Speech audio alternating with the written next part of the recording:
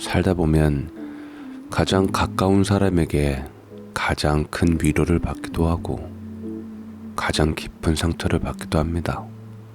그럼에도 사람은 끝내 사랑했던 마음 하나로 다시 누군가를 품고 또 하루를 견디며 살아가게 되는 것 같습니다.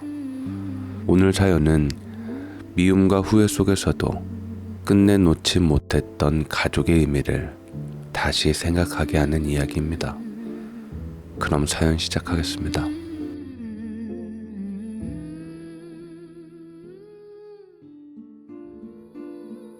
안녕하세요. 저는 40대 남자입니다. 저는 20대 후반에 전처가 병으로 조세장으로 가서 5년쯤 후에 재혼을 하게 되었습니다.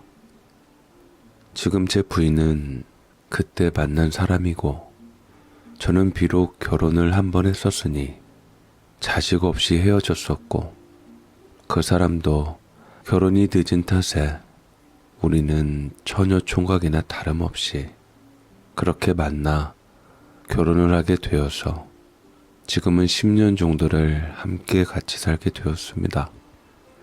그 사이에 우리가 금슬이 좋아 자식도 셋이나 낳고 누구 못지않게 행복하게 잘 살았고 저는 처자식을 위해서 낮에는 회사에서 일하고 밤에는 대리운전까지 뛰며 열심히 가장으로서 제 몫을 해내었고 아내 또한 워낙 사람이 좋고 현모양처인 덕분에 자식들 잘 기르고 제가 집안일에 전혀 신경 쓰지 않아도 잘 돌아갈 수 있게끔 제게 없으면 안 되는 분신 같은 사람이었습니다.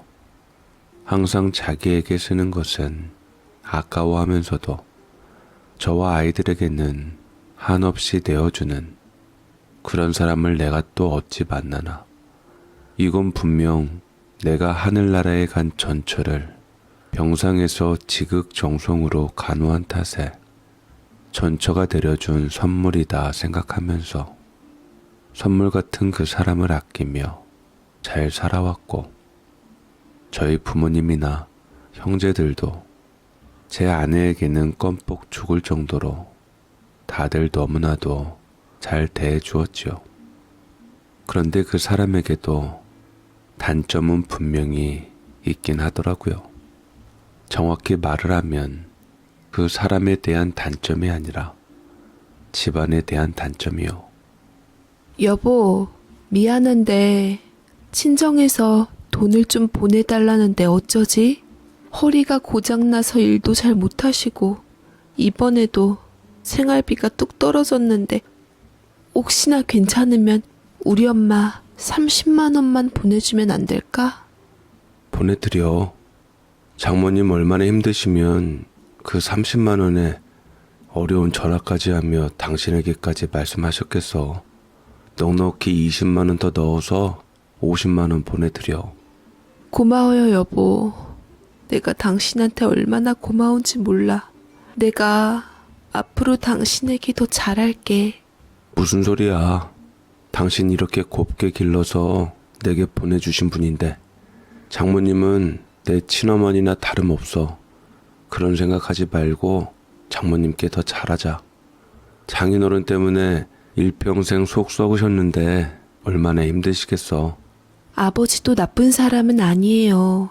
당신하고 결혼할 때까지만 해도 얼마나 존경스러우신 분이었어요. 엄마가 처음에 실수만 하지 않았다면 아빠도 당신처럼 공처가 애처가처럼 엄마한테 잘하고 살았을 텐데 엄마도 그래서 이혼 못하고 그렇게 눈치 보며 사는 거잖아요. 알지. 근데 이미 용서하기로 맘 먹었으면 그냥 그렇게 감싸 안고 살아야지. 이혼도 안 하실 거면서 장모님한테 똑같은 방법으로 일부러 같은 상황으로 되갚아주는 건 아니잖아. 연금도 가정에 한 푼 안 보태시면서 장모님만 곁에서 괴롭히시고. 나는 장인어른 그건 정말 아닌 것 같아. 우리 애들 보기에도 안 좋고. 이렇듯 아내의 처가에는 상당히 복잡한 사연이 얽혀 있었고, 지금부터 그것 때문에 저는 이토록 사랑스럽고 평생 백년해로한 아내를 잃을지 모르는 위기를 겪게 된 이야기를 들려드릴까 합니다. 아내는 무남 동료 외동딸로 살았고, 아버지는 고등학교 교사셨다가 교장 선생님으로 퇴직하셨고, 어머니는 평범한 전업주부셨어요. 어렸을 때부터 사랑 많이 받고 자라서 그런지 지금까지도 구김없이 늘 긍정적으로 살고 있고, 저는 바로 그런 좌절하지 않는 모습에 반해서 결혼해서 그렇게 아내를 잘 키워주신 장모님께 늘 감사하는 마음이지요. 하지만 그런 장모님에게도 치부는 있었습니다. 바로 아내가 중학교 때쯤인가 바로 그놈의 동창회를 나갔다가 사단이 일어난 것이었어요. 장인어른은 자상하고 다정한 사람이었지만 외모가 그리 좋지 않고 키도 무척이나 작아서 그런지 이성적 매력이 느껴지지 않았던 탓인지 장모님께서는 그런 장인어른만 보고 살다가 남 동창생의 늠름한 모습에 보고 반해서 그만 넘지 말아야 할 선까지 넘고야 만 것이었습니다. 참 그렇게 가정밖에 모르던 여자가 한순간에 불붙은 사랑에 빠져버리니 가정이고 뭐고 다 내팽겨치고 그 남자를 따라서 집을 나가고야 만 것이었습니다. 그것도 장인어른이 뼈 빠지게 학생 가르쳐서 번 돈을 가지고 그 남자에게 가버렸죠. 장인어른은 장모님의 편지를 보고 이성을 잃었지만 그래도 아내를 보고 장모님께 기회를 주고 돌아오기만을 바랬지만 장모님은 돌아오지 않았다고 합니다. 사랑이라는 콩깍지에 씌어서 바람을 정당화하기에 바빴다고 하더군요. 그러나 1년여쯤 후에야 장모님은 빈털터리로 장인어른 앞에 나타나 집으로 돌아왔다고 했더라고요. 여보, 나 그 사람한테 버림받았어요. 당신한테 면목이 없네요. 전 재산까지 갖고 나가서 당신을 배신한 대가를 치르나 봐요. 당신이 원하는 대로 다 할게요. 이혼을 하든 위자료 없이 내쫓아도 되고 양육권도 다 빼앗아도 돼요. 그냥 당신이 원하는 대로 다 벌받을게요. 라고 장모님께서는 울며 불며 집으로 돌아오셨고, 장모님은 사랑이라고 철석같이 믿었던 남자에게 배신당하고 뒤통수 맞아 모든 것을 잃고 가족에게 돌아온 것이었습니다. 그래도 염치가 있었던지 차마 용서해달라고 말은 못하고 장인어른이 원하는 대로 해주겠다고 했대요. 그때 아내가 있었는데 이미 모든 것을 알고 철이 든 나이였지만 그래도 세상에서 가장 소중한 엄마였기에 껴안고 울고불고 했답니다. 그러자 장인어른이 싸늘하게 그 모습을 보고는 말했다고 하더라고요. 쉽사리 이혼 못해주지. 이제 당신이 돌려받을 차례 아니야? 내가 교직에 있는 동안 괜시리 다른 사람 입에 이혼했다고 오르내리고 싶지도 않고 그냥 내 옆에서 살림하면서 나 죽었어 하고 평생 살아. 내가 받은 고통 당신에게 다 돌려줄 때까지 난 절대로 이혼 못해줘. 그러니까 이 집에 들어와서 전처럼 가정생활 잘하면서 살아. 장인어른은 그리 말씀하셨고 장모님은 그것이 장인어른이 흡사 자기를 용서한 것이라고 느꼈던지 계속 흐느끼며 고맙다 말하셨다 했고, 장인어른의 복수의 시작인 줄은 꿈에도 모르시고 다시 가정으로 돌아왔다는 기쁨에 마음을 놓았다고 합니다. 그렇지만 그때부터 장모님의 고통은 시작되었더랬지요. 장인어른의 모든 감정바지가 되었고 뭘 해도 나 죽었소 하고 살았어야 했답니다. 그 와중에 아내는 두 사람의 입장이 다 이해가 되었기에 차마 못 나서며 그저 부모의 갈등이 해결되기만을 바랬고, 허나 마음처럼 쉽게 되지 않고 장모님은 곁에서 계속 고통받았다고 하더이다. 장인어른이 교직에서 교장으로 퇴직하신 후 사람의 시선에서 온전히 자유로워질 때 이혼을 할 거라 믿었는데, 그때부터 장인어른은 바람을 피우기 시작하면서 수십 년 전 장모님이 했던 일에 대한 복수를 하고 있다고 하는데, 저는 장인어른이 그만했으면 좋겠다고 생각했는데 이 시간까지 계속 내연녀를 바꿔가며 연금으로 룰루랄라 노시고만 계시니 어이없는 상황이었습니다. 장모님은 식당 가서 한참을 생활비 벌어오며 쓰시다가 험한 일 하며 몸을 많이 다치셨다고 하고, 아내와 저는 장모님을 위해서 틈틈이 생활비를 대주게 되었던 것이었죠. 장모님과 장인어른이 남보다도 못한 혼인관계를 지속하고 계시지만 아내는 두 분 다 진정 부모로 알고 여기며 존경하고 사랑했습니다. 워낙 심성이 바르고 착해서 효녀였죠. 아무리 나쁜 짓을 해도 내 부모인 것만은 변하질 않잖아. 나는 최선을 다해서 자식 노릇을 해야 한다고 생각해. 아버지도 그 울분이 오죽 안 풀렸으면 지금까지도 그러셨겠어. 나는 두 분 다 이해하고 어쨌거나 나는 그분들 자식이기에 마음을 다 헤아려야 한다고 생각하기에 아무리 두 분이 감정이 안 좋더라도 다 받아들여야 한다고 생각해. 아내는 결혼하기 전에 솔직하게 다 숨기지 않고 얘기를 했어요. 하지만 저는 그런 아내의 답답한 심정을 이해한다기보다는 그 사람이 너무 마음에 들어서 이해하는 척을 하고 그 사람과 결혼을 했어요.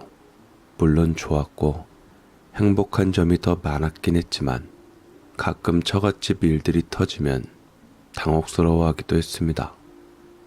장인어른은 지금까지도 내연녀를 달고 사시고 두 집 살림을 하시는데 도대체 왜 여자들이 그분을 따르나 했더니만 장인어른께서는 전직 교사답게 말솜씨가 탁월하시더라고요.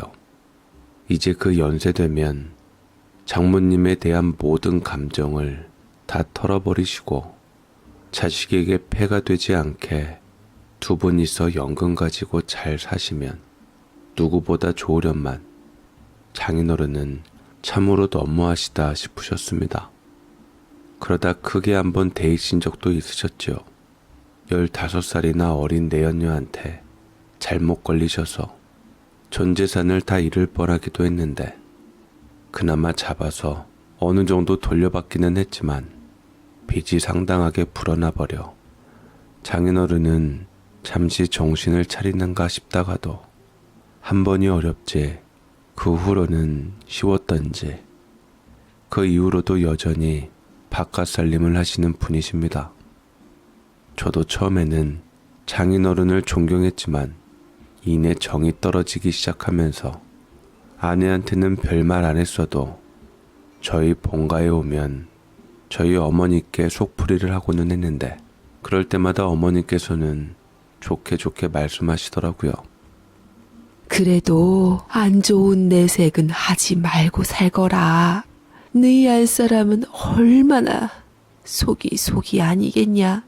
내 그것 때문에 결혼을 반대하긴 했다만 그래도 기왕 해서 애까지 낳고 잘 살고 있으면 네가 그런 단점까지 다 안아줘야 하는 거 아니냐. 절대로 핏줄끼리 떼놓아선 안 되고 싫다고 엮이면 안 된다. 맞아요.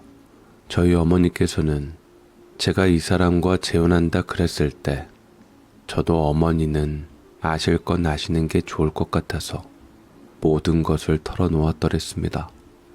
그러니 당연히 크게 반대하셨고 많이 걱정을 하셨어요. 그래도 저는 그 사람 때문에 반쯤 상사병에 걸렸던지라 그 사람 아니면 안 된다고 반드시 그 사람과 결혼하고 싶다 해서 조르고 졸라 단식 투쟁까지 해서 어머니를 속을 썩혀 드렸더랬습니다. 끝내 자식 이기는 부모도 없을 뿐더러 제가 재혼이니 그걸로 수그러뜨리며 건강검진서나 떼오라면서 건강하면 됐다고 결국 결혼을 허락하실 수밖에 없었지요. 하지만 재혼한 후 어머니께서는 다행히도 누구보다 안사람을 감싸고 많이 이해해 주시며 친모녀처럼 사셨습니다. 하면서 아내의 상황을 딱히 하면서도 저보다 더 이해 많이 해주려고 해서 아내도 어머니를 많이 따랐고요.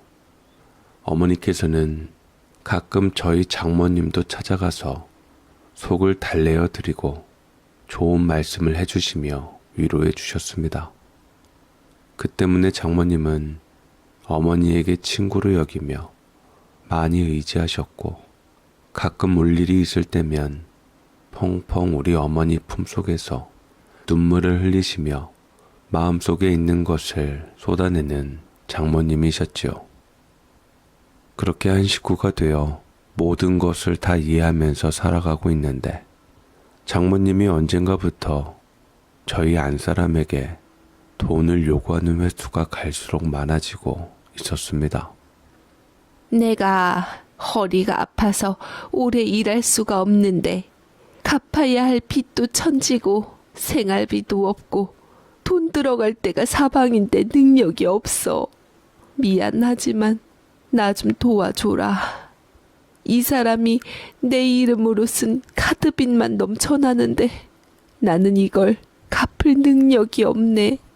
저는 처음에는 그러려니 하고 오히려 돈을 더 얹어드리려고 하면서 아내의 마음을 편하게 해주고 싶었지만 언젠가부터 돈을 요구하는 횟수가 늘어나는 장모님이 답답하고 마음이 좀 그렇더라고요.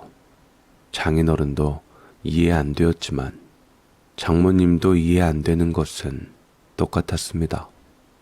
어찌 되었든 저도 거저 얻는 돈이 아니라 한 푼이라도 더 벌어서 처자식 먹여 살리려고 애쓰고 야간 대리운전이며 열심히 살고 있는데 장모님은 언제부터인가 호의가 권리인 줄 아시니 저는 답답해서 결국 거절 못하려는 아내의 앞을 가로막고 말했습니다.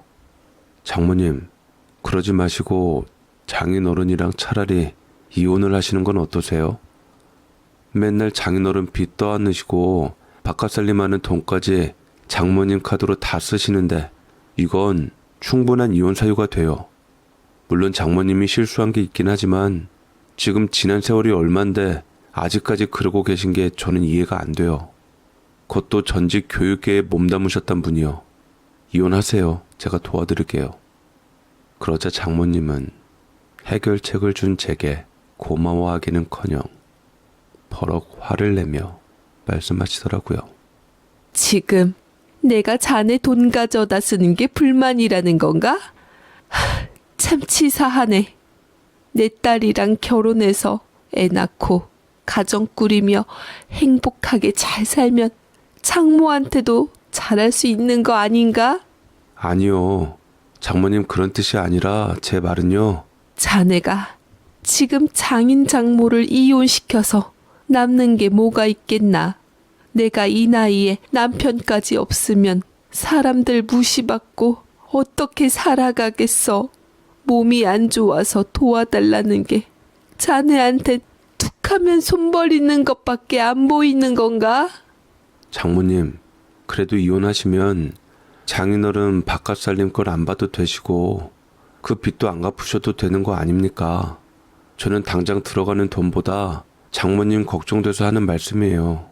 됐고 더 이상 자네하고 말 섞고 싶지 않으니 그렇게 내가 돈 가지고 가는 게 불만이면 그냥 주지 말게.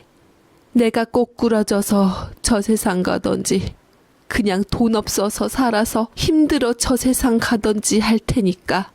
한때 장모님께서 장인어른께 차라리 이혼을 하자 했지만 끝까지 버텼던 장인어른께 내심 아쉽고 사랑이라도 느끼셨던 건지 도리어 이혼 얘기를 하니 방방 뛰셨고 저는 졸지에 장인 장모 이혼 못 시켜 안달난 천하의 못된 사위가 되고야 말았습니다. 아내는 그 중간에 서서 제게 너무나도 미안해하며 사과했고 저는 그 분풀이를 아내에게 해버리고 말았고 우리 부부 사이는 멀어지고 말았지요.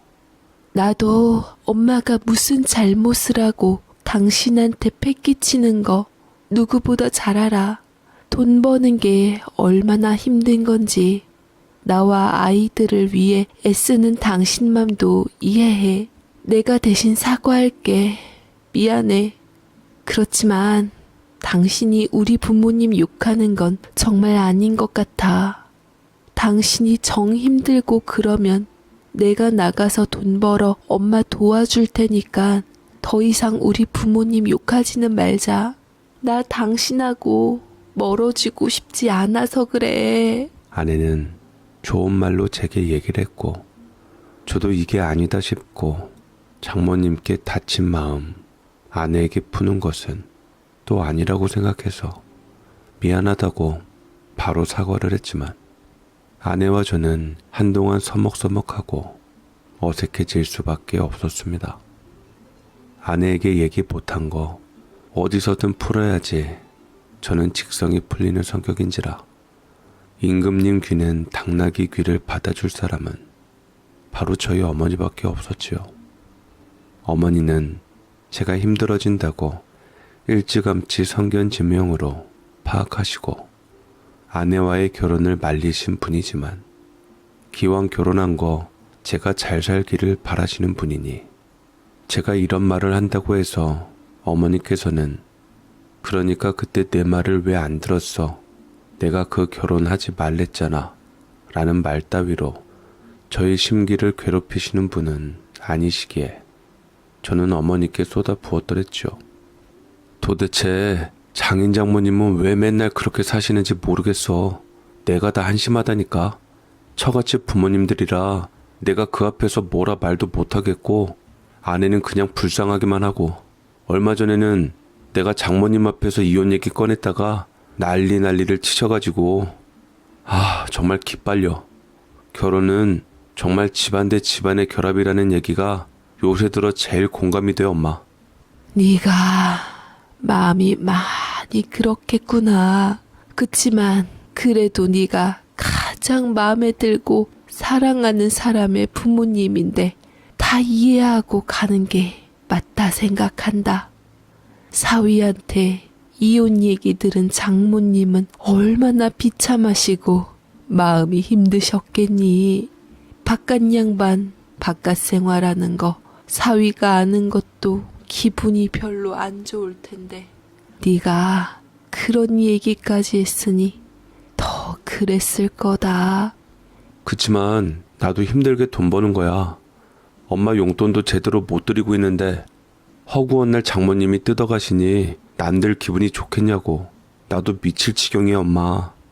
그냥 아내가 아무리 마음에 들었어도 결혼까지는 하지 말 걸 그랬어. 나도 이럴 줄은 몰랐어 정말. 어머니께서는 제가 아내와 결혼한 것에 대해 후회하는 모습을 보고 마음이 안 좋았는지 연거푸 한숨을 쉬어대었고 제 눈치를 살피더니만 조심스럽게 다시 물었습니다. 그래서 네 안사람은 뭘 하더냐? 미안하다 그러지 뭐. 홧김에 화냈는데 미안하다면서 자기 부모 얘기하지 말라고 하니 더 이상 그러지도 못하겠더라고. 와이프만 보면 괜찮은데 집안이 너무 하찮아서 그래. 그것도 교육자라는 장인어른도 참 웃기지 않아?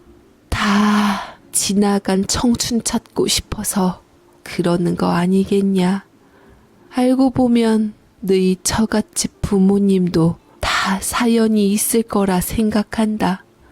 그러고 보니 요새 안사도 나고 연락을 못 해봤네. 서로 사는 게 바쁘다 보니 조만간 내 안사돈께 연락 한번 드려보마. 참, 그리고 너 돈 없으면 엄마가 좀 보태줄까? 사실 얼마 전에 적금 탄 거 있어서 간만에 주머니 넉넉해. 그런 말 하지 마. 내가 엄마 용돈 못 주는 것도 미안한데 무슨 적금이야. 나 그렇게 후지게 잘하지 않았어. 엄마가 이러니까 내가 더 속상한 거야. 장모님은 허구한 날 돈 가져가시는데 엄마는 내가 1원 한 푼 보태준 것도 없고 맨날 애들한테 뭐 사 먹이라고 돈만 보내니까. 네, 저희 어머니께서는 그런 분이셨습니다. 항상 저를 위해서 희생하시고 손주 뭐라도 하나 챙겨 입고 먹이려고 노력하시며 애쓰셨고, 저는 그게 모든 어머니들이 자식을 위해서라면 다 할 수 있고 해야 하는 희생이라고 생각했었습니다만, 장인어른 장모님을 보니 그런 것이 아니었습니다. 어머니를 볼 때마다 그분들과 더 비교가 되니 마음이 아프고 가슴이 저리더군요. 저도 이제부터 장모님께 드리는 돈 반이라도 어머니 달달이 용돈을 챙겨드리겠다고 마음먹었고, 마음의 울컥함을 달래고 있는데 때마침 핸드폰이 울렸습니다. 낯선 번호여서 안 받으려고 했는데 자꾸 울리니 얼떨결에 받게 되었는데 귀에 낯익은 음성이 들리더군요. 날새, 혹시 시간 좀 괜찮으면 잠깐 좀 나와보게. 자네한테 부탁이 좀 있어서. 장인어른, 갑자기요? 지금 연락하신 이 핸드폰은 누구 거예요? 그것까진 알 것 없고 여기다 주소 찍어줄 테니까 얼른 오게나. 지금 내가 급해서 그래. 얼른. 장인어른의 심한 독촉에 어쩔 수 없이 간다 할 수밖에 없었고, 간만에 어머니 얼굴 보러 들른 거였는데 막 지은 모락모락한 뜨끈한 밥과 우리 엄마표 찌개 맛도 못 보고 가야만 한다고 하니 어머니께서도 너무나도 속상해 하셨습니다. 장인어른께서 급하시다고 하니 어쩔 수 없다만 내 새끼 밥 한 술이라도 떠먹이고 보내려고 했는데 마음이 안 좋구나. 네, 찌개 그대로 놔둘 테니까 갔다 와서 잠깐 들러 한 술이라도 뜨고 가라.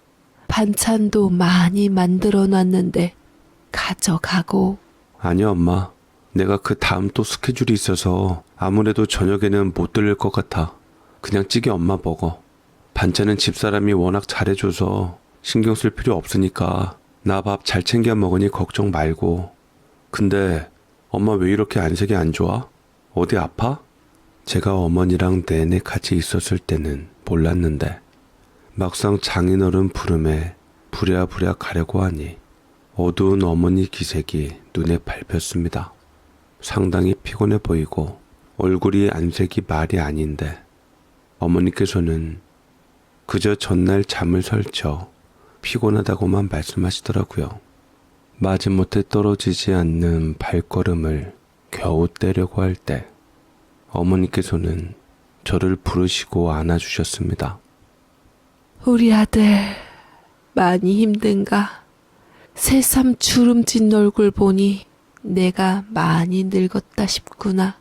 애미한테는 힘들 때 찾아오면 되고 처갓집 부모님한테 잘하거라. 편히 잘 모시고 사랑하는 사람을 통해서 맺은 인연이니 그 또한 천륜 못지않게 귀한 인연 아니겠니? 너 속상한 마음 다 알겠지만 그래도 다 네가 마음을 열면 처갓집 부모님들도 좋아지실 게다. 네 안사람 봐라. 얼마나 심성이 곱고 좋으냐. 더 이상 우리 아들 힘들지 말고 맘 편하게 우리 손주들이랑 며느리랑 행복하게 잘 살았으면 좋겠구나. 됐어. 그런 건 내가 알아서 할 테니까 그런 말 하지 말고 엄마는 병원이나 잘 다녀와요. 내가 카드 줄 테니까 필요하면 언제든지 병원 가 제발. 엄마가 건강하게 오래 살아야지 내가 버틸 수 있는 거야. 나 맘 편하게 하려면 엄마가 굳건히 그 자리에 버텨주는 거야. 엄마, 무슨 말인지 알지? 40 넘은 아들한테 손주까지 본 마당에 엄마, 엄마 하니 우리 아들 내 품속에 애기 된 것 같네. 고맙다. 엄마 생각해주는 건 너뿐이지. 엄마는 너만 행복하면 된다. 너만 잘 살면 돼. 저는 혹여나 어머니 걱정돼서 조금만 안 좋아도 바로 병원 가라고 어머니 손을 꼭 잡고 신신당부를 한 후 카드를 쥐어주었지만 어머니께서는 부담스럽다며 병원 갈 정도 돈은 있다고 한사코 거절해서 집어넣을 수밖에 없었습니다. 기분이 이상하게 그날따라 묘하기는 했었던 것 같긴 해요. 엄마가 날 안아주며 어린아이처럼 대해준 것도 그렇고 어머니 곁에 더 있고 싶은 마음이 굴뚝 같았으나 차마 어머니 안색을 보고 발이 안 떨어지는 저를 억지로 돌리며 장인어른께 가야만 했습니다. 저는 돌이켜보면 그 순간을 후회해요. 그때 어머니를 바로 병원에 모시고 갔어야 했는데 늦게 어머니의 안색을 발견한 것도 자책감이 들고 늦게라도 발견했을 때 장인어른한테 가는 것이 아니라 어머니를 모시고 병원을 가는 것이 맞았다는 후회가 아직도 제 발목을 잡고 있습니다. 연차를 받아 아내와 서먹해진 기회를 틈타 그 핑계로 간만에 어머니와 함께 단란한 시간을 보내고 싶었었는데 장인어른이 어디서 제가 오늘 연차인 것을 들었던지 저를 급히 불러내었던 것이 참으로 타이밍이 기가 막히다 했습니다. 이따 밤에는 또 대리운전 아르바이트가 있으니 어머니께 못 들리게 되는 것도 기분이 좋질 않았죠. 저는 그날 장인어른의 독촉하는 전화에 후다닥 차를 몰고 갔건만 낯선 장소에서 장인어른을 봤던 저는 그야말로 어안이 벙벙해질 지경이었습니다. 제 눈앞에는 바로 장인어른과 한참 어려 보이는 아주머니가 함께 팔짱을 끼시고 계시며 애정을 보이시고 계시더라고요. 장인어른, 지금 여기가 어디예요? 어디긴 어디야. 우리 애기 새로 이사하는 아파트지. 내가 오늘 도와준다고 큰소리 떵떵 쳤는데 아무래도 나이가 있어서 몸이 안 따라줘서 자네를 부른 걸세. 자네가 아무래도 나보다 젊으니 내 대신 이삿짐 좀 정리하는데 도와주게나. 우리 자기 사위분이시구나. 말씀 많이 들었어요. 워낙 성실하고 사람이 좋으시다고 칭찬이 자자하시던데 저희 가구가 다 수입이니 좀 부탁드려요. 이렇게 튼튼한 사위뒀다 뭐하냐면서 일부러 인부 한 명을 줄여서 불렀어요. 대신 고생하니까 이따 일 끝나고 우리 짜장면이나 같이 먹어요. 제가 쏠게요. 내연녀는 얼굴에 뭘 그렇게 넣었는지 빵빵한 얼굴로 콧소리로 제게 부탁을 하고 말았고 맘 같아서는 확 뒤돌아서 가고 싶은 마음이 굴뚝 같았으나 방금 어머니께 들은 소리도 있고 이런 부모라도 효심이 지극한 아내와도 더 이상 나빠지고 싶지 않았기에 저는 어쩔 수 없이 기꺼이 쉬는 날에 장인어른 내연녀 이삿짐을 옮기는 노동력에 동원될 수밖에 없었습니다. 그러고 보니 며칠 전 아내와 장인어른이 통화하는 것을 들었는데 얼추 오늘 정도 연차를 쓸 거라고 아내가 얘기를 무심코 했던 것을 장인어른이 포착을 하고 이사 날짜를 오늘로 잡은 게 아닌가 싶기도 했습니다.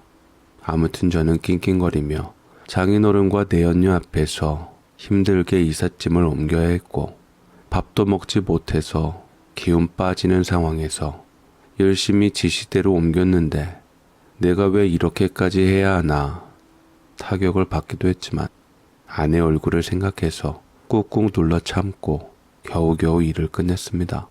다 일을 끝내고 나니 또 대리운전 갈 시간이 되어서 저는 내연녀가 사주는 짜장면도 마다하며 밥도 제대로 못 먹고 바로 일을 하러 가야 했고 그날은 중간에 편의점 컵라면과 빵으로 연명하며 겨우 일을 마치고 힘들게 돌아오게 되었네요.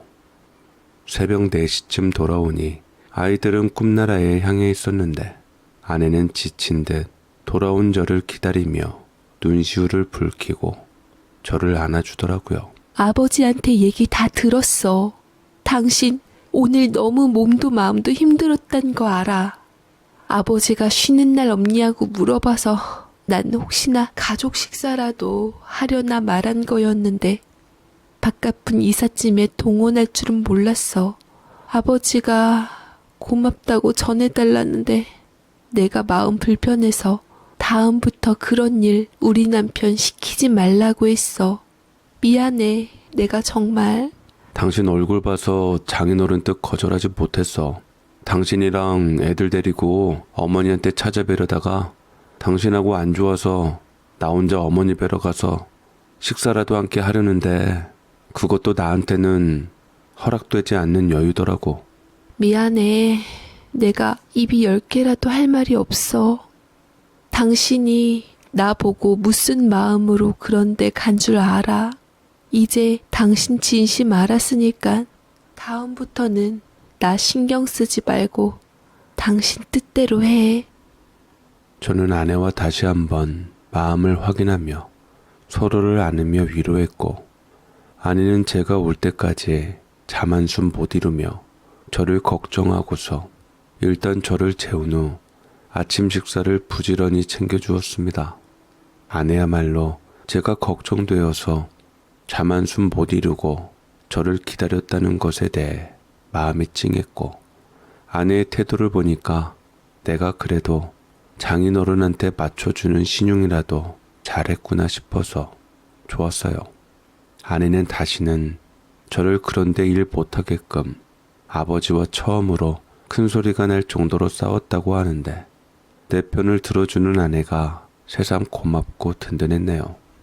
그리고 3시간 동안 쪽잠을 잔 후 저는 부랴부랴 일어나서 씻고 밥 먹고 출근 준비를 하려는데 아내가 걱정스러운 얼굴로 자꾸 어딘가에다 안절부절 못하며 전화를 하고 있었습니다. 왜 그래 여보? 무슨 일 있어? 그러자 아내가 손톱까지 깨물며 걱정스레 말하더라고요. 조금 이상해서. 뭐가 이상한데? 어머님 말야. 그렇잖아도 반찬 해놓으셨다고 진작에 나한테 연락이 오셔서 당신 대신 가져가라고 연락을 했는데 계속 연락을 안 받으시더라고. 그냥 연세가 좀 있으시니 잘 못 들으셨나 싶었는데 지금도 계속 연락이 안 되셔서. 그냥 바빠서 못 받으신 거 아닐까? 어머님께서 휴대폰을 잘 못 받으실 분이 아니신데 아침에는 항상 일찍 깨어나시는 분이라 한 번도 이런 일 없으셨거든. 연세도 있으시니 내가 괜히 불안해서. 혹시 당신 출근하면서 애들도 데려다주고 나도 좀 어머님께 데려다줄 수 있어? 아내는 진심으로 어머니를 걱정했던지 불안해하는 얼굴을 했고 저도 아내가 괜히 그러니 어제 어머니께서 유달리 안색이 안 좋은 것이 떠올랐습니다.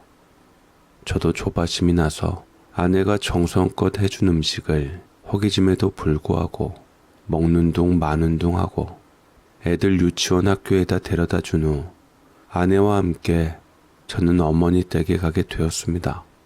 다른 아내들 같으면 시어머니 신경도 안 쓰고 10월도 운운하며 배척한다고 하던데 우리 아내는 시어머니를 걱정하고 진심으로 위하는 것 같아서 역시 내 눈은 정확했구나 뿌듯하기도 했어요.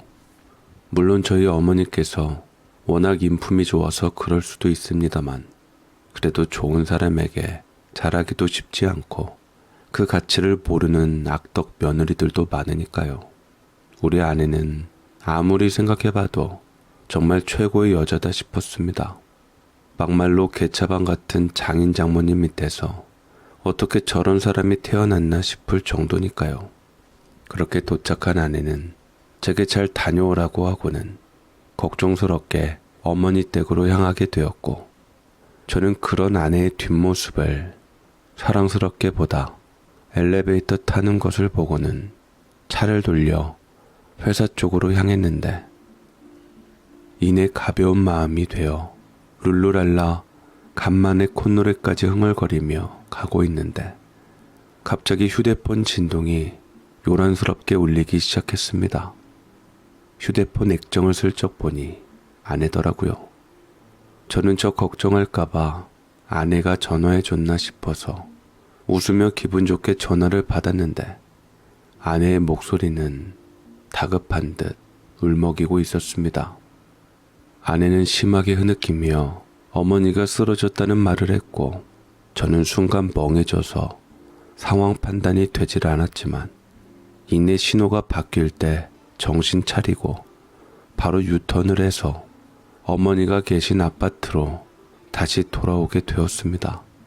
때마침 먼저 도착해온 119가 마침 어머니를 다급하게 싣고 있었고 구급대원들이 어머니의 의식을 회복하려고 안간힘을 쓰고 있는 상태에서 곁에 아내는 울고 어쩔 줄 모르고 있더라고요. 제가 도착하자마자 아내는 울음을 쏟아냈고 어머니는 정신을 차리지 못한 채 급히 근처 응급실로 실려가게 되었지만 이내 도착했을 때는 숨이 멎어 있으셨습니다. 어떻게 해볼 도리가 없습니다. 이미 병원에 도착했을 때는 숨이 멎어 있어서 저희로서는 어떻게 할 수가 없었습니다. 죄송합니다.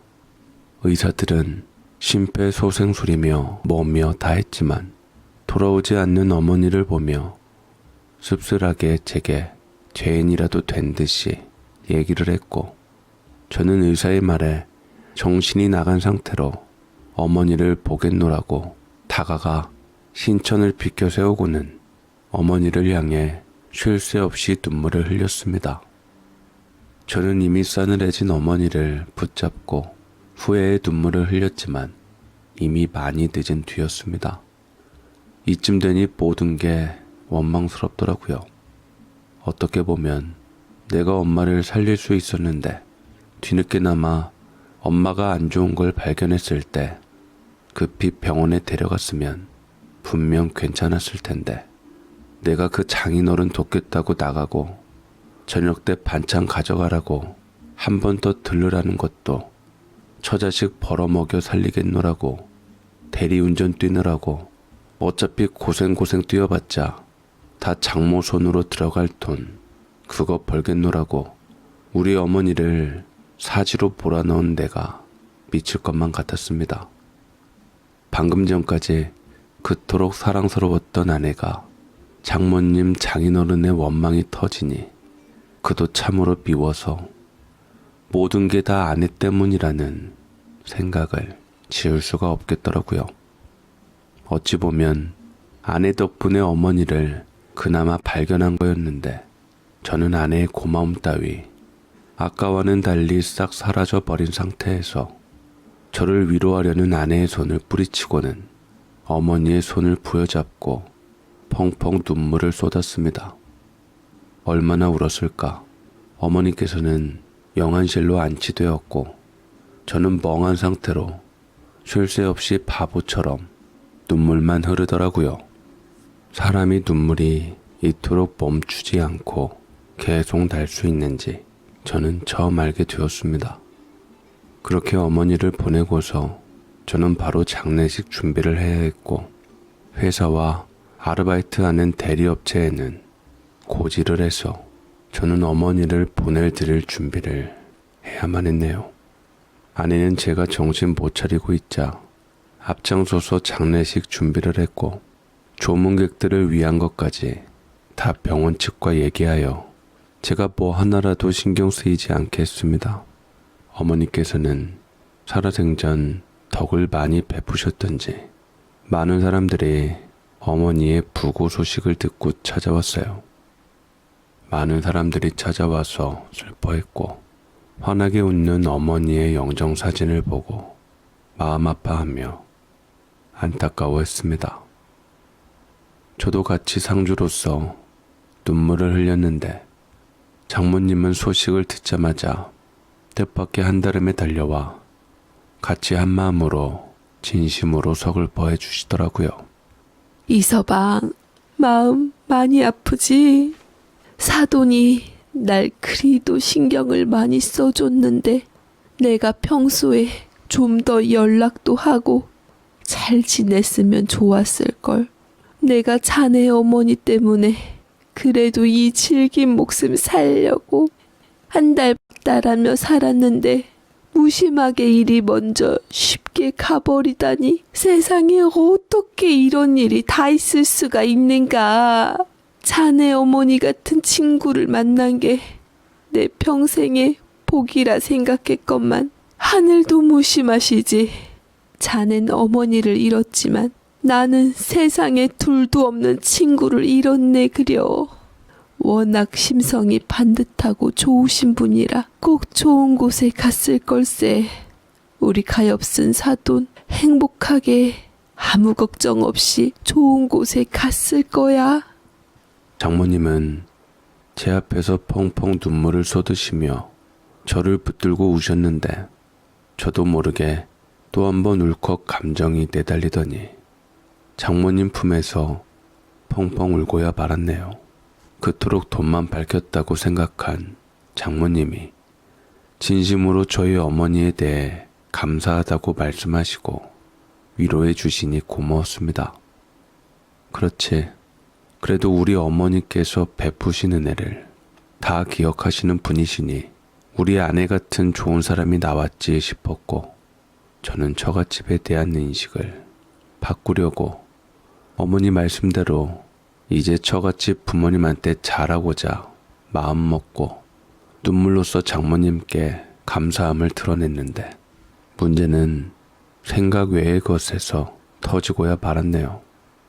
장모님이 문상객들 맞이하는데 발벗고 나서주면서 손님들 대접하고 인사하고 있는데 그 순간 머지않아 장인어른과 저번에 이삿짐을 날랐던 내연녀가 저희 어머니 장례식장에 나타났습니다. 순간 장모님 얼굴이 시뻘개지며 기막힌 얼굴로 장인어른을 쳐다보더이다.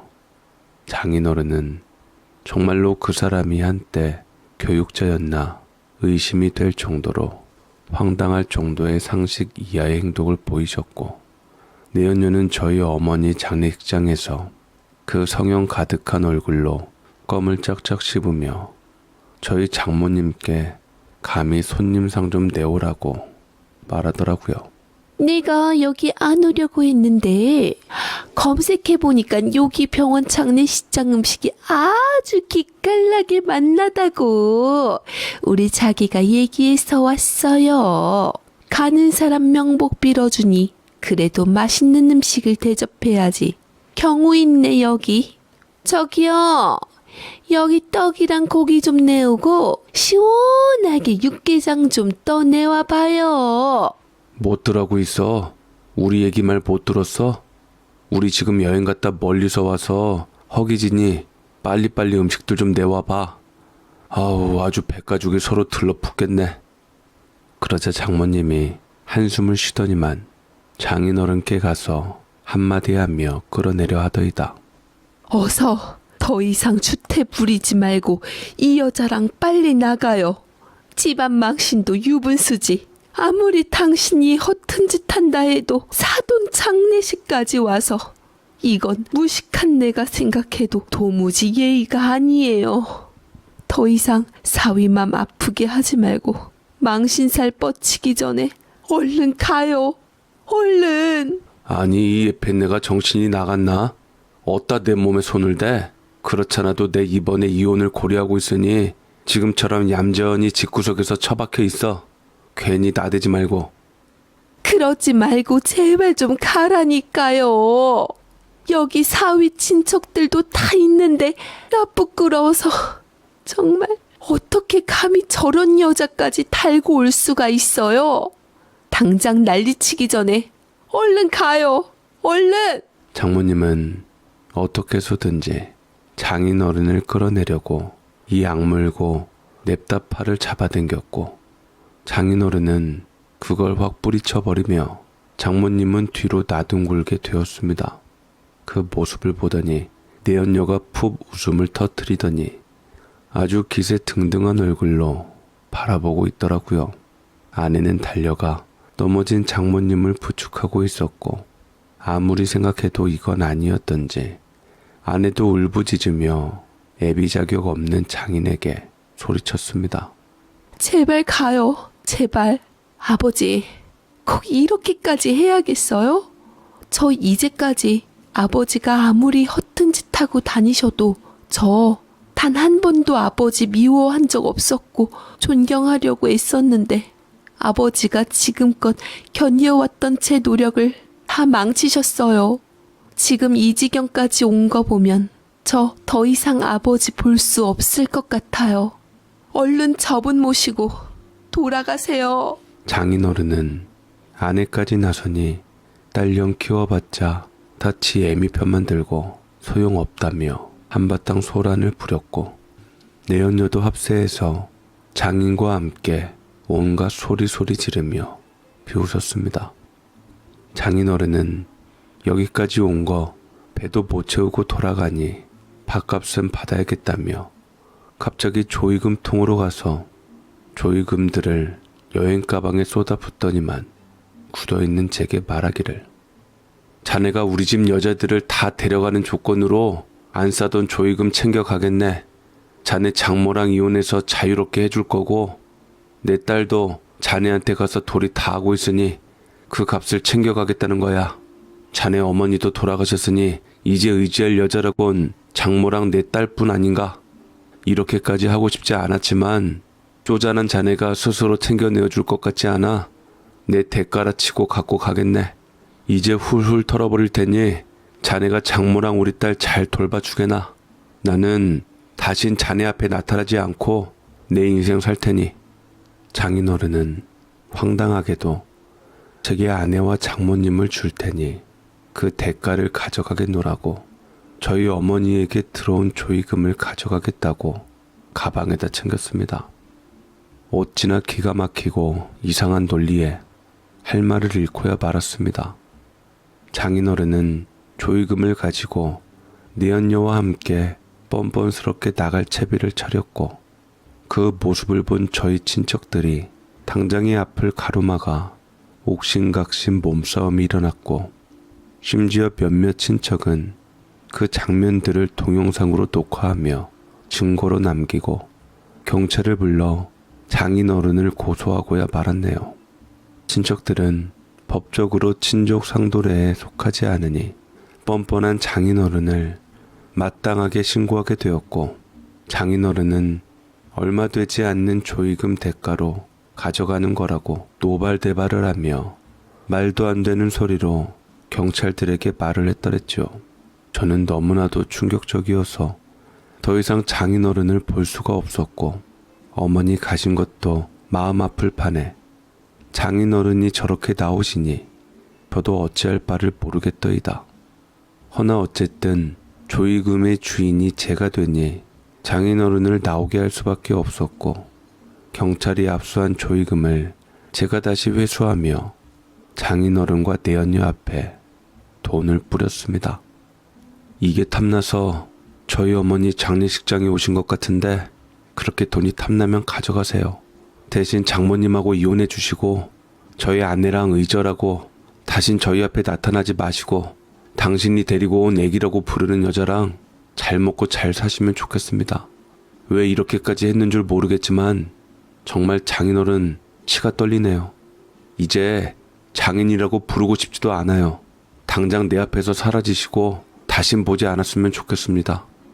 그러자 장인어른은 제 멱살을 잡으며 예의라고는 모르는 천하의 몹쓸놈한테 딸을 뺏겼다고 원통해하며 이놈 저놈 거리며 제게 화를 부르셨고 주변에서 다 장인을 말리며 저는 빠져나왔습니다. 내가 너 근본도 없는 거 알고 있었어.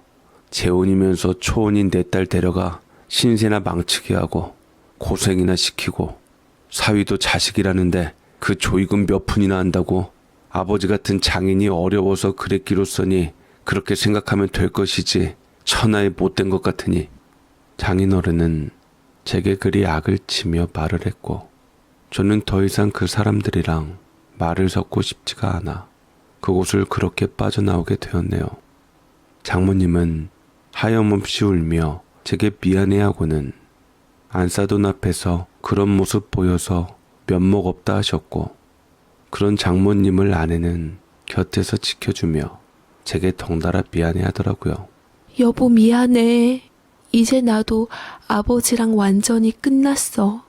다신 아버지 보지 않을 거야.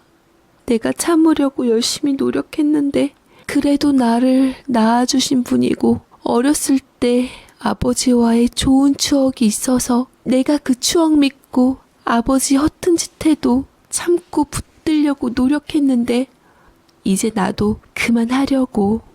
어머님 조의금까지 어떻게 그 많은 사람들 앞에서 뻔뻔스럽게 가져가실 수가 있는지 나도 너무 놀라고 우라통이 터지는데 당신은 어떻겠어? 당신 가슴 아프게 해서 정말 미안해. 시어머니 마지막 가는 길에 아버지가 흐트러 나서 그것도 정말 미안해. 아내는 장모님과 쉴 새 없이 미안하다 제게 말했고 저도 이제 그만하면 됐다고 더 이상 장인어른 다시 보지 않겠다는 약속을 받아낸 채 저는 그렇게 조의금 소동을 마무리 짓기로 했습니다. 어머니를 소란스럽게 보내드린 게 내내 마음이 안 좋았지만 저는 어머니께 좋게 사신 만큼 꼭 하늘에서도 평안하셨을 거라 믿고 기도했습니다. 어머니가 반대하는 결혼 같은 거 하지 말 걸 그랬나 보다라고 수없이 생각이 든 순간들이었습니다. 아무리 아내가 사랑스럽고 예뻤다고 해도 어머니 스스로가 이렇게 고통받을 줄 알았다면 절대로 저는 아내와 결혼하지 않았을 것 같다는 생각이 들었습니다. 아내도 제 마음을 알았던지 그 이후부터 제게 더 잘하려고 신경 쓰려고 하고 있더라고요. 저는 아내와 함께 어머니 유품을 정리하러 갔었는데 부엌에는 그때 어머니께서 저를 위해 끓여주신 김치찌개가 뚜껑 덮여 그대로 있었습니다. 그 김치찌개를 보며 저는 하염없이 오열했고 끓인 지 오래되었는데도 아직 맛이 변하지 않은 것 같아 저는 어머니가 끓여준 마지막 김치찌개를 먹으면서 한없이 오열을 하게 되었네요. 어머니가 남겨주신 필요한 물건들을 정리하며 저는 하나하나 마음속에 추억으로 새기게 되었고 그렇게 어머니 집을 처분하게 되었습니다. 그 이후로 장모님께서도 크게 뉘우친 바가 있으셨던지 더 이상 저희에게 손 안 벌리려고 노력하시며 힘든 몸 이끌면서 일하시려고 하는데 어머니를 한번 그렇게 잃어보니 더 기분이 안 좋은 게 구분등이 안쓰러워 보이기도 하고 그건 또 사위된 도리로서 못하겠더라고요. 장모님 그러지 마시고 저희랑 살림 합쳐요. 몸도 힘드신데 병원도 가보셔야 하고 그래도 딸 하나 있는데 의지하고 사셔야죠. 한평생 실수 한 번 때문에 장인어른한테 그렇게 당하고 못 볼 꼴 보시고 사셨는데 더 이상 힘들게 사시지 않으셨으면 좋겠어요. 아닐세. 내가 무슨 염치로. 자네 장인이랑 이제 조만간 갈라서는데 나도 뭐에 씌웠던지. 자네 장인이 이혼을 안 해준다 그랬다가 막상 이혼을 해준다고 하니 기분이 좀 이상하네. 자유를 얻은 기분보다는 그냥 나 혼자 어떻게 살까. 남편 없이 이 나이에 황혼이혼해서 누구 눈총 받고 살아야 하나 겁부터 나. 그래서 저희가 장모님 모시고 산다는 거잖아요. 이렇게 겁내하실 줄 아니까요. 장모님이 그동안 장인어른에게 가스라이팅 당하셔서 그래요. 남편 없이도 얼마든지 사실 수 있고 이제 장모님도 장인어른 쓸데없는 빚 감당하면서 사시지 마시고 버신 돈으로 장모님 스스로에게 쓰시면서 사세요. 일단은 몸이 안 좋으시니까 일 쉬시고 치료 받으시고요. 돈 안 보셔도 제가 버니까 괜찮아요 이제. 한 집에 살면 돈도 더 적게 들 테고 숟가락 한 벌만 더 놓으면 되는데 장모님 오시는 거 하나도 부담되지 않아요. 장모님은 제 말을 듣고 다시 한번 누를 끼쳐서 미안하다며 존재가 죄라고 말도 안 되는 말씀까지 쏟아내시는데 저는 장모님 손을 꼭 잡아드리며 하루빨리 이혼을 했으면 좋겠다고 말씀을 드리게 되었네요. 그러나 장인어른은 생각보다 순순히 이혼해 주질 않으시더라고요. 장모님 카드 쓰는 재미로 사시는지 항상 장모님 카드 쓰며 그 카드 값을 갚게 해서 제가 당장 장모님께 그 카드 해지하라고 말씀드렸습니다. 장모님 이름으로 발급받은 카드가 무려 10개가 넘었어요. 저는 변호사를 선임해서 장인어른께 먼저 이혼 소송을 걸게 해드렸고 친척들에게 조의금통을 뒤지는 것과 내연녀와 함께 살고 있다는 증거를 찾아내어 함께 제출했습니다. 소송이 얼마 가지 않아 결국 이혼을 하게 되었고 그동안 장모님께서 부담하신 카드빚들과 재산 분할 및 위자료까지 다 받으실 수 있게 되었습니다. 그렇게 해서 드디어 장모님은 그 지긋지긋한 장인어른 소나귀에서 벗어나게 되었더랬죠. 아직도 이것이 생시인지 꿈인지 덜덜 떠는 장모님을 안심하라고 아내와 함께 힘을 실어 주었습니다. 그리고 새로 시작한다는 의미로 저는 집을 팔아서 좀 더 넓은 집에 이사를 가게 되었고 장모님은 고맙다며 갖고 있는 전 재산을 모두 집 사는 데 보태주었네요. 장모님을 평소에 그렇게 좋아하지 않고 호의가 권리인 줄 아는 모렴치한 짐덩어리 정도로 생각했는데 어찌 보면 이번 일로 인해서 장모님의 진가를 알게 되었고 그동안 장인어른 때문에 얼마나 힘들게 사셨는지 새삼 알게 되었습니다. 저희 어머니는 안타까이 세상을 떠나셨으나 어찌 보면 제가 또다시 의지하게 될 어른이 생겼으니 제 딴에는 마냥 감사하게 여기는 게 맞다 생각이 드네요. 생전 어머님의 말씀이 떠오릅니다. 저같이 부모도 부모라고 좋은 인연을 가졌기에 사랑하는 사람을 통해서 맺어진 거라면서요. 오늘따라 어머니가 많이 그립고 보고 싶습니다. 제 사연 읽어주셔서 감사합니다. 오늘 사연 잘 들으셨나요? 저는 오늘 사연을 읽으면서 사람이 오래 품은 원망이 얼마나 많은 사람을 아프게 할 수 있는지 다시 한번 생각하게 되었습니다. 한 사람의 잘못을 끝까지 되갚으려는 마음은 결국 상처를 끝내는 것이 아니라 죄 없는 사람들까지 무너지게 만들 수 있다는 생각이 들어 참 마음이 먹먹했는데요. 그리고 우리는 늘 곁에 있어 주던 소중한 사람의 사랑을 너무 늦게 깨닫게 되는 순간이 있다는 것도 다시 느끼게 되었습니다. 아마 이 이야기를 들으시며 마음속에 떠오르는 얼굴이 있으신 분들도 계실 것 같습니다. 부디 지나간 후회로 자신을 너무 오래 아프게 하지 마시고 지금 곁에 있는 소중한 인연만큼은 따뜻하게 붙잡으셨으면 좋겠습니다. 오늘도 함께 해주셔서 진심으로 감사드립니다. 사연 읽어주는 연인이었습니다.